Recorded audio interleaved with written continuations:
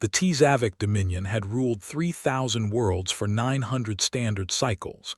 Its borders had never receded. Its fleets had never lost. And in the marbled halls of the High Senate on Tzavik Prime, the verdict came down on a system the galaxy had whispered about for too long. Saul must be brought to heel, declared First Speaker Vrenel, his amber carapace gleaming beneath the chamber's pale lamps. We have observed them for 100 cycles. They are loud. They are reckless. They send their signals across our protectorates like children shouting in a temple. The patience of the Dominion is finite. Below the dais, High Marshal Corvash listened in silence. 6 arms folded behind his back, 4 crimson eyes fixed on the holographic projection of the human star, a small yellow point flickering at the edge of the 3rd spiral arm. He had read every report. The humans had achieved fusion. They had colonized a single small moon. Their ships could barely cross their own system without months of preparation. It was, in every sense of the word, a punitive expedition, not a war. 600 dreadnoughts, Vrenel continued. 80,000 auxiliary craft, a force sufficient to glass any continent. You will demand surrender. If they refuse, you will demonstrate. If they continue to refuse, you will leave nothing standing larger than a child's fist. And if they accept, Corvash asked, his voice low and even. Then they become a tributary, a curiosity, a footnote. Vrenel's mandibles clicked in something resembling satisfaction. Either way, the galaxy will remember that the Dominion does not tolerate noise. The High Marshal bowed. There were rituals to perform, oaths to swear, banners to bless. He performed each one with the same precision he brought to every command. By the 7th dawn, the Armada lifted from the orbital docks of Tzavik Prime, a wall of metal 600 ships deep, its lead cruiser the Iron Wing of Ascension. Each hull bore the Dominion's 3-spiral sigil. Each crew had been told that the campaign would be over before the 2nd moon of their homeworld waned. Corvash stood on the command deck as the fleet entered hyperspace. He watched the streaks of compressed light fold around the viewport and allowed himself a rare moment of reflection. He had crushed 7 rebellions. He had subjugated the Veth cluster in a single afternoon. He had buried civilizations that had once thought themselves untouchable. Yet something about this assignment refused to settle in his chest. "Subcommander," he said. Skeltha stepped forward, a lean officer with gray-banded plating and the bearing of a veteran. "High Marshal, what do our long-range scouts report from the Sol perimeter?" "Nothing unusual, sir. Standard system traffic. A few mining operations near their outer planets. No coordinated military signatures." "And yet—" Skeltha hesitated. It was not in her nature to hesitate. "And yet, the last 3 deep survey probes we sent failed to return. We assumed equipment failure." Corvash turned at last. His 4 eyes narrowed. 3. "Over the past 40 cycles, sir." The High Marshal said nothing. He turned back to the viewport, where the folded universe twisted in long ribbons of white and violet. 3 probes lost. 3 reports the analysts had quietly buried under the weight of bureaucratic certainty. He could already imagine the conversation he would have with those analysts when the campaign was complete. If the campaign was complete. He pushed the thought aside. 600 dreadnoughts, 80,000 support craft, a species that had not yet built a proper jump engine. There was nothing to fear. The Iron Wing of Ascension cut across the dark, leading a wall of fire toward a small yellow star at the edge of the 3rd spiral arm. Behind it, the Dominion's banner rippled in the false wind of inertial dampeners, proud, sharp, certain. In 9 standard days, the fleet would reach the threshold of the Sol system. In 9 standard days, 600 ships would cross a line no one in the galaxy had ever crossed and returned from. But Corvash did not yet know that. He would. Part 2: The Hollow Threshold. Hyperspace shed itself from the hulls of 600 dreadnoughts in a single coordinated flicker. The iron wing of ascension led the formation into real space at the outer edge of the Sol system, where the heliopause pushed thin against the void. Behind it, the fleet unfolded in a precise hexagonal lattice, a Dominion attack pattern refined over centuries of conquest. Corvash stood at the command pulpit. His 4 eyes scanned the holographic display as it began to populate with system data. Planets, moons, asteroid fields, stellar radiation patterns, drift particles. Then nothing. No defensive emplacements, no patrol craft, no communications chatter, no transponder signals from the human colonies that intelligence had marked on the 3rd planet and the 2nd's moon. Sensors report no active military signatures within the perimeter, the tactical officer announced. Civilian traffic registers below detection threshold. Skeltha approached, mandibles working in tight motions. They cannot have abandoned the system, High Marshal. Our last broadcast intercept was 48 cycles ago. Their orbital infrastructure was intact. Perhaps they hide, Corvash murmured. He did not believe it. Hiding required preparation. Preparation required warning. The Dominion did not warn. Launch Scout Wing Alpha. Standard sweep pattern. I want eyes on every body larger than 100 kilometers. 12 scout craft peeled off from the formation, their reactors burning blue as they accelerated toward the inner system. Corvash watched their telemetry feeds tile across the command display. For 3 hours the data was unremarkable. Cold dust, long shadows, dim debris from old comet trails. Then Scout 3 winked out. No distress call, no engine flare, no transmission of any kind. The icon ceased. Scout 3 respond, the comms officer said. Scout 3, this is Iron Wing. Acknowledge. Silence. Scout 7, Skeltha asked sharply. Scout 7 was already gone. The icon had vanished while no one was looking at it. Corvash's grip tightened on the railing. All scouts returned to formation. All sensors full sweep. Find me whatever did that. The remaining 10 scouts began their reverse burn. 2 more disappeared before they cleared the asteroid belt. The 8 that returned brought back shaken pilots and sensor logs that contained nothing. No contacts, no anomalies, no last-second readings of any threat.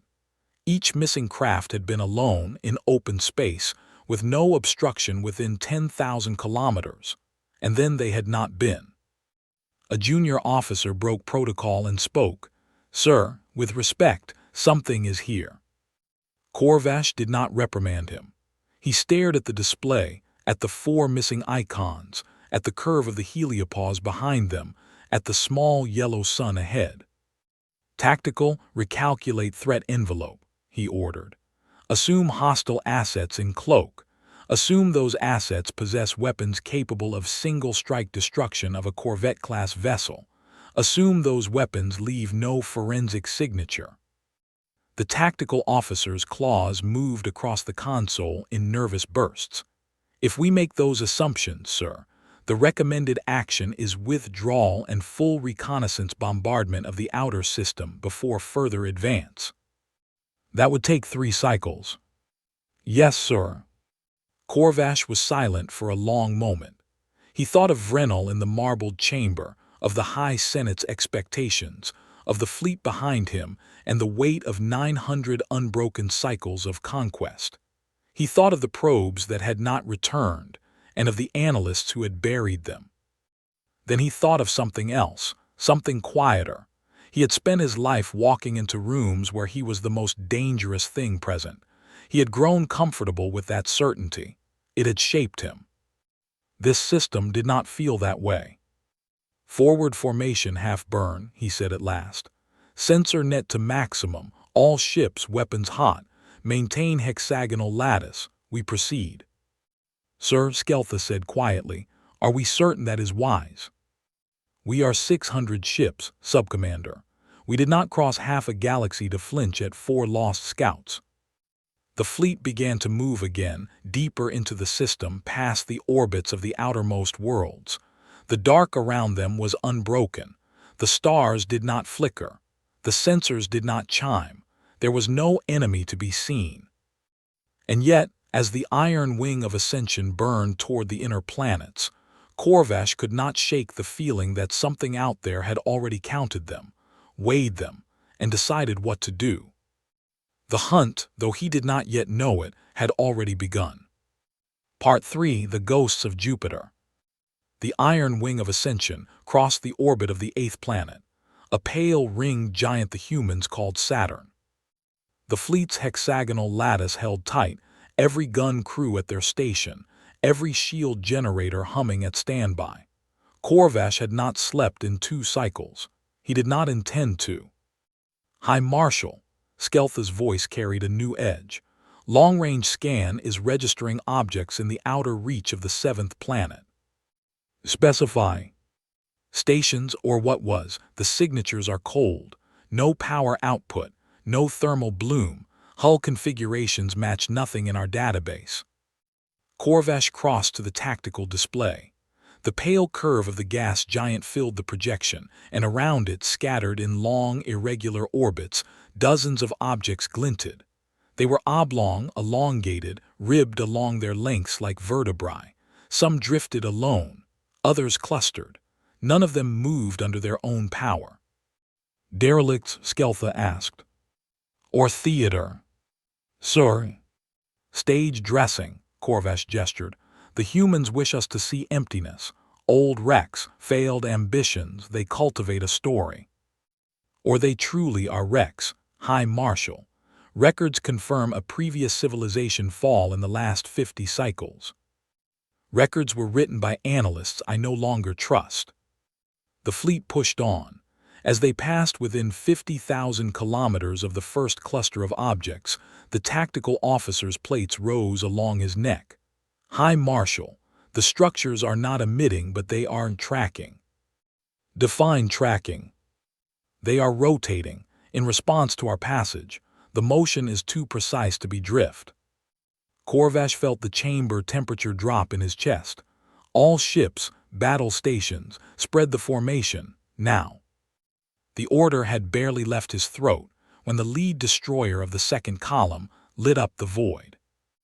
A single beam, white and silent, lanced from the nearest wreck and struck the destroyer dead center along its keel.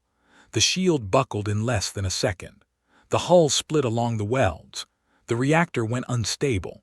The ship folded inward and burst, a small new sun lighting the dark for the breath of a heartbeat before the void swallowed it whole. 28,000 souls, gone.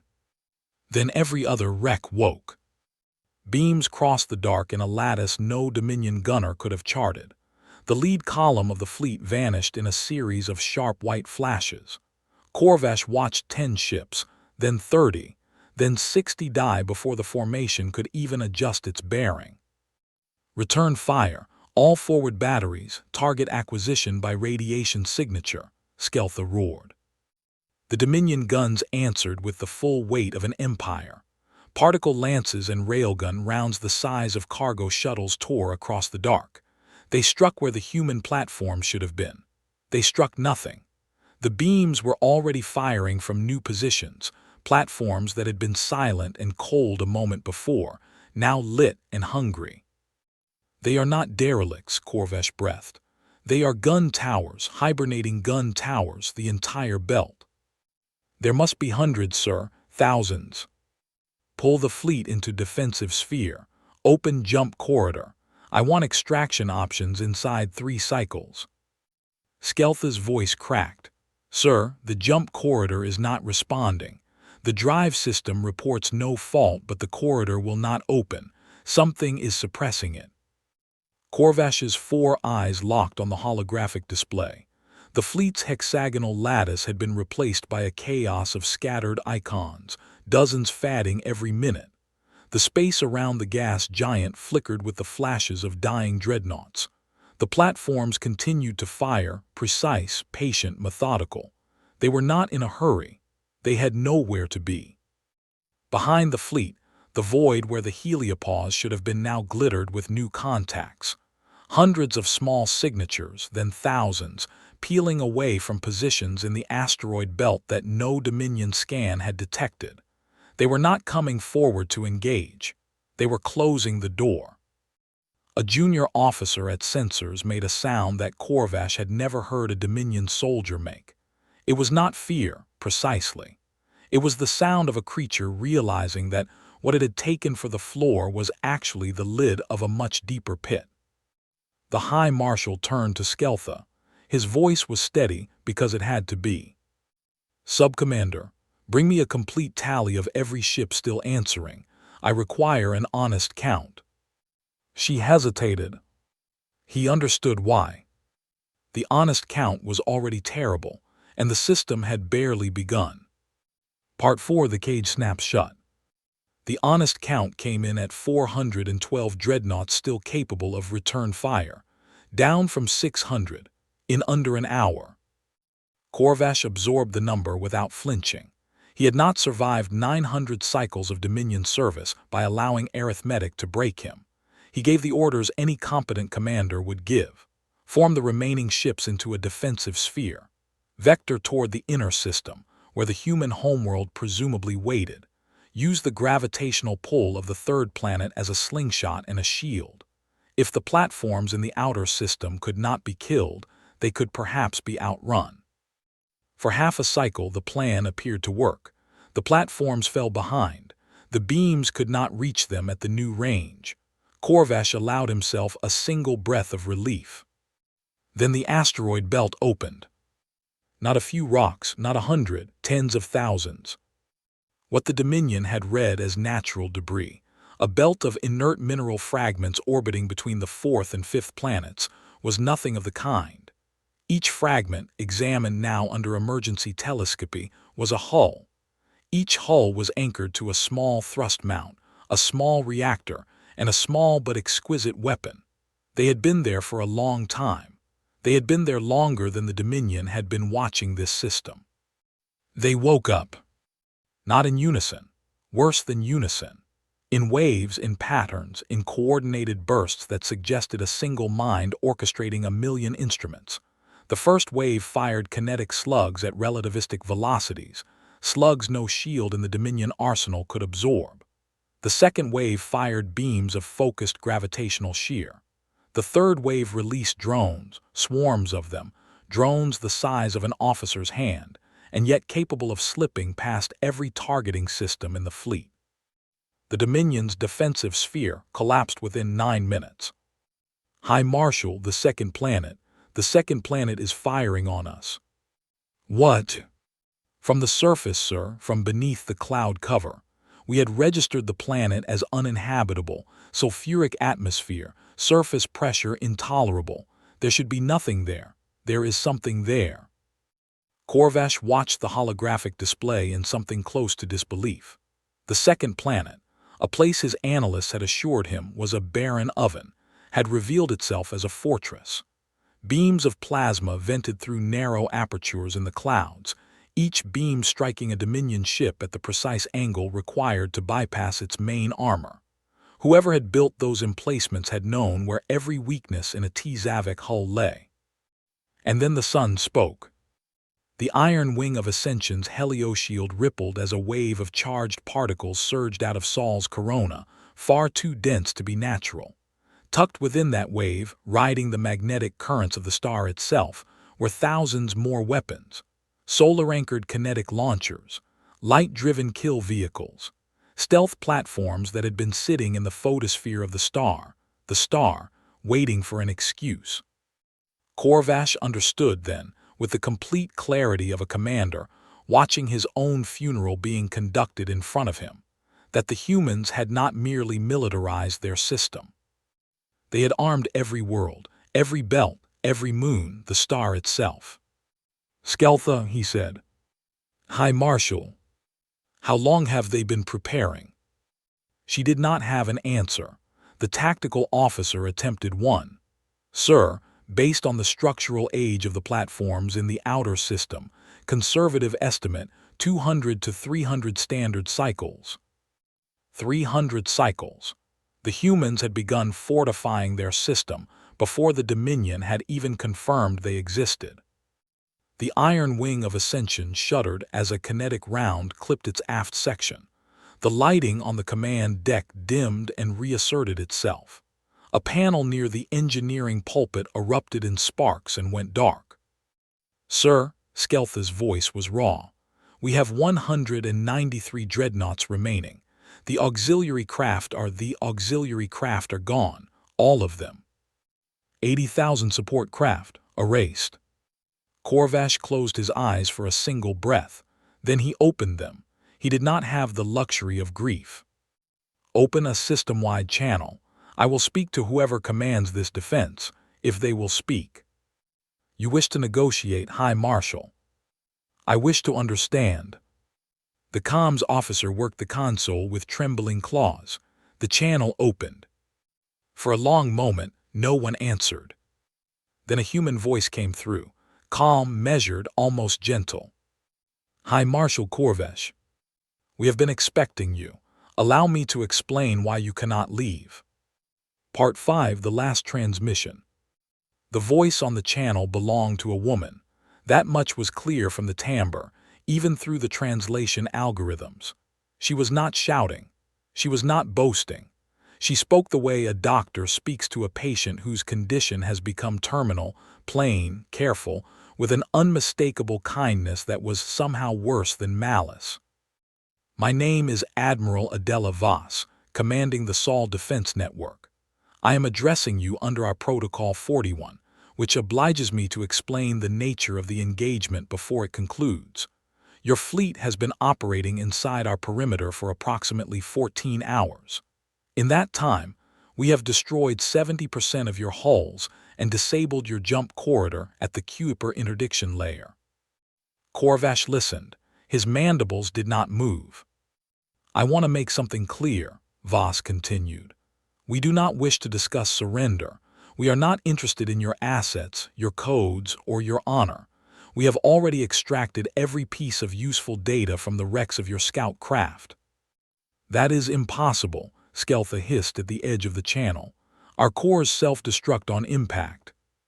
"Your cores self-destruct in atmospheric conditions consistent with a Dominion warship," Voss said evenly. "Open vacuum, sub-zero temperatures, and a graviton field calibrated to our specifications. They do not. We have known your fleet's full composition since your second probe entered our outer net 38 cycles ago." Corvash's 4 eyes narrowed. "Then why permit our advance at all? Why allow us to enter?" "Because we needed to be certain," she said. "We needed to know that the Dominion would not stop, that sending a message back through diplomatic channels would not be enough, that you, specifically, High Marshal, would not turn around. We have been observing your career. You do not turn around. You provoked me deliberately. We allowed you to confirm yourself." There was something in her voice that the translation could not strip away. It was not triumph. It was something quieter, resignation, as if she had given the same speech or its preparation many times. The iron wing of Ascension shook again. Another impact, another panel dimmed. "Admiral Voss," Corvash said, his voice level, "tell me what you wish me to do." "I wish you to record a final transmission. I want your Dominion to understand precisely what happened here so they do not repeat it. The transmission will not reach them. We are jamming all extra-system signals at the heliopause, but you will believe while you record it that it will. That will produce the correct tone for what we send back later." "And what will you send back?" "Your fleet's black box archives," she said, "compiled, annotated with our compliments." The line cut. For a long, stretched moment, Corvash did not move. Skeltha did not speak. The bridge crew did not breathe. Outside the viewport, the Iron Wing's escort destroyers were dying in spaced intervals, each death precise, each death surgical, as if the humans were checking the boxes on a list. Corvash straightened. "Open my personal channel to Tzavik Prime." "Sir," the comms officer's claws shook, "the channel will not carry." "Open it anyway." The channel opened. Static filled the bridge speakers. "High Senate of the Tzavik Dominion," Corvash began. He kept his voice strong. He kept the rhythm of a soldier delivering his last report. This is High Marshal Corvash commanding the Sol expedition. Sol is not what we believed. Sol is fortified across every body in its system, including its star. The humans have prepared for an invasion for at least 300 cycles. They have weapons that bypass our shields. They have intelligence that exceeds our own. They are not primitive. They are not behind us. They are ahead of us in ways we did not measure, in dimensions we did not consider.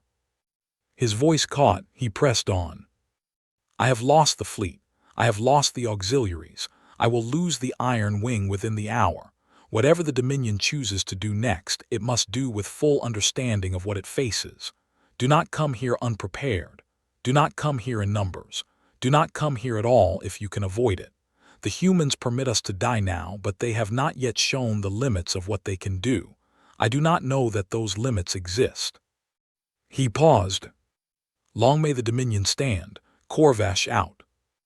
The channel closed. The Iron Wing of Ascension shuddered, listed, and began to fall toward the orbit of the fourth planet, where the human guns waited.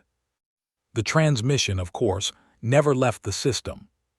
Part 6. The silence that followed. 11 cycles passed. In the marbled chamber of the Tzavik High Senate, the chair that had once belonged to First Speaker Vrenel stood empty. He had not survived the inquiry.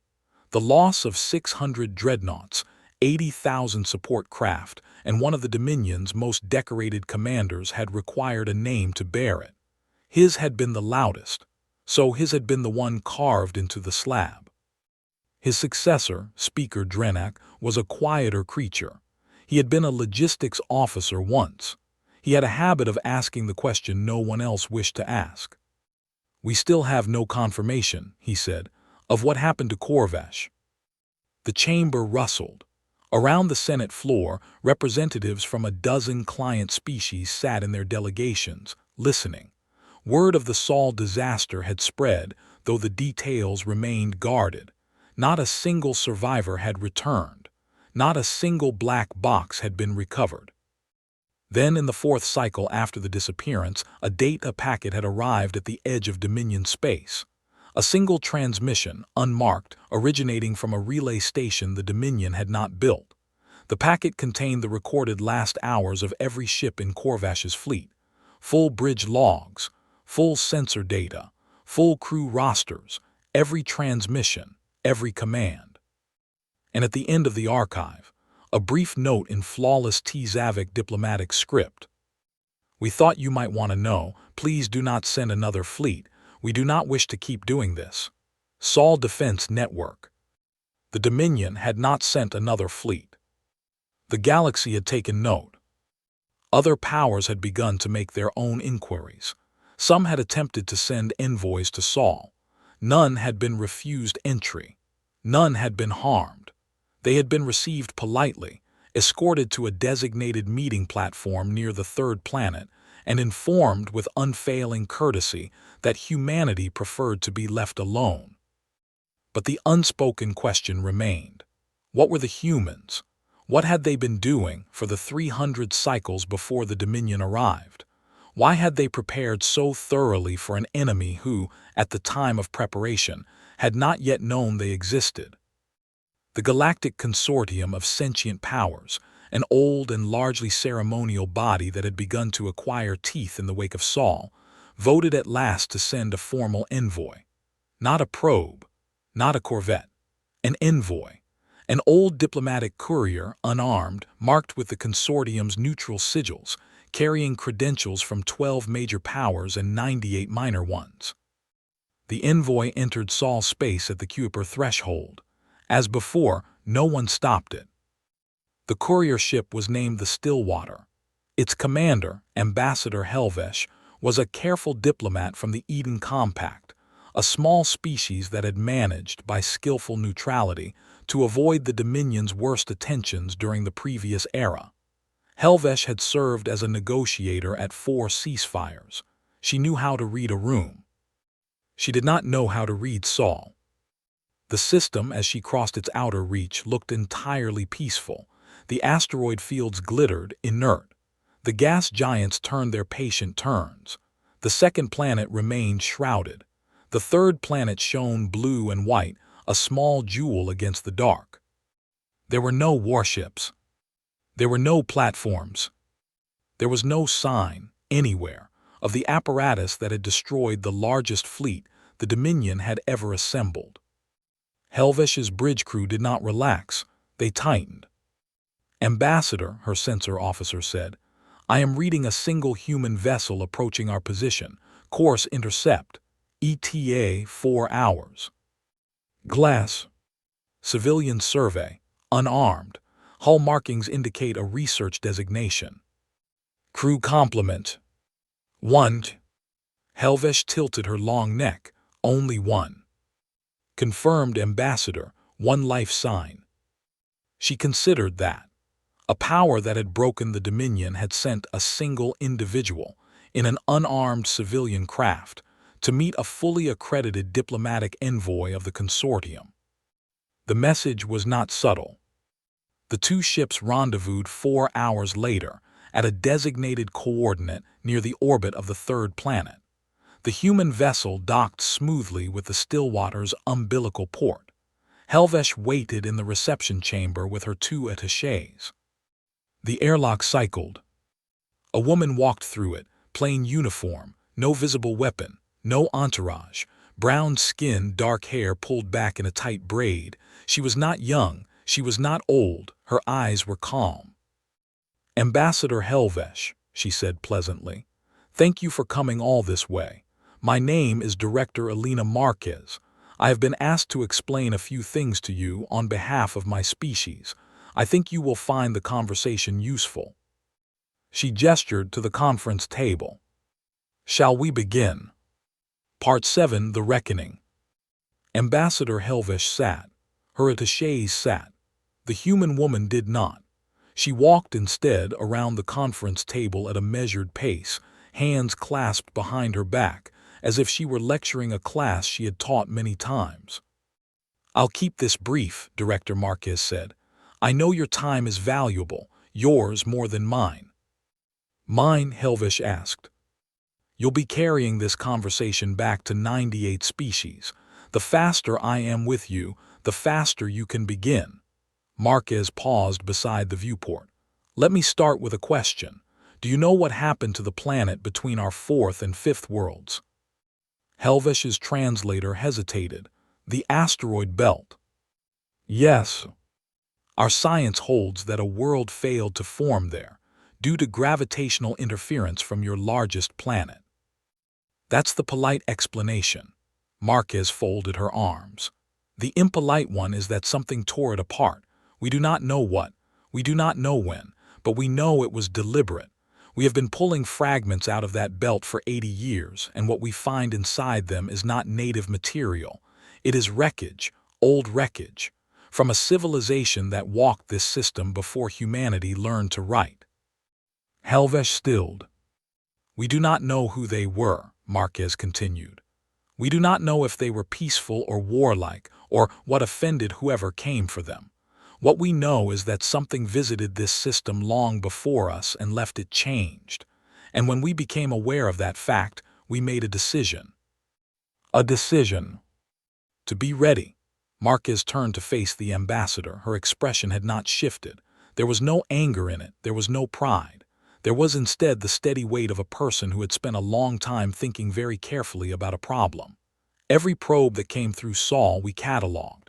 Every signal that brushed our outer system we decoded.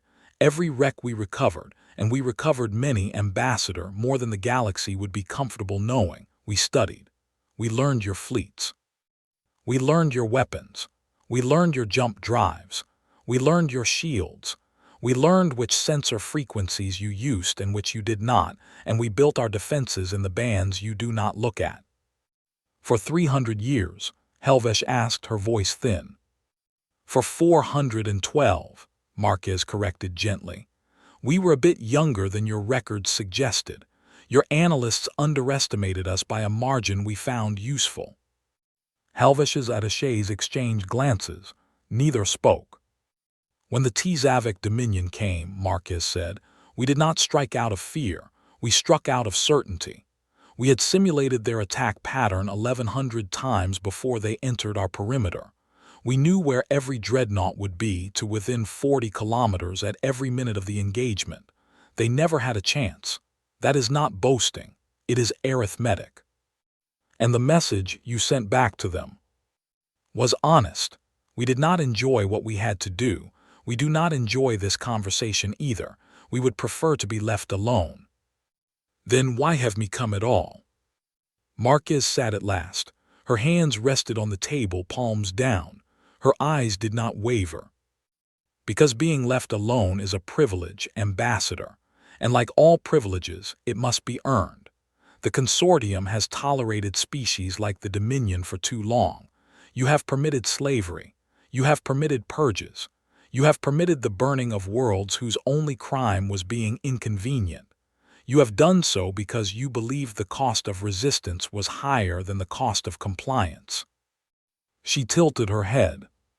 You were correct until us. The ambassador's long neck dipped.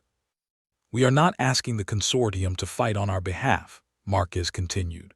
We are not asking the consortium to admire us, or fear us, or court us. We are asking it to change. The bar for entering Sol space is now this.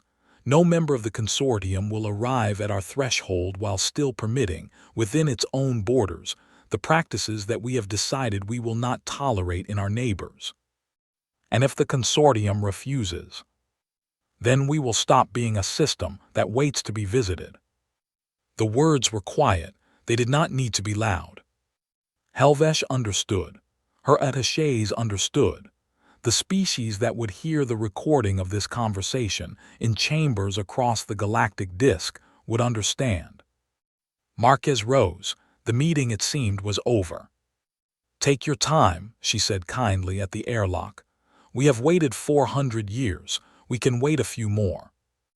The Stillwater departed Sol 3 hours later. Its course back to consortium space was direct. Its log was complete. Its ambassador did not speak for the entire return journey. Behind her, the small yellow star at the edge of the third spiral arm shone on, unremarkable to any sensor that did not know better. And the galaxy at last began to know better.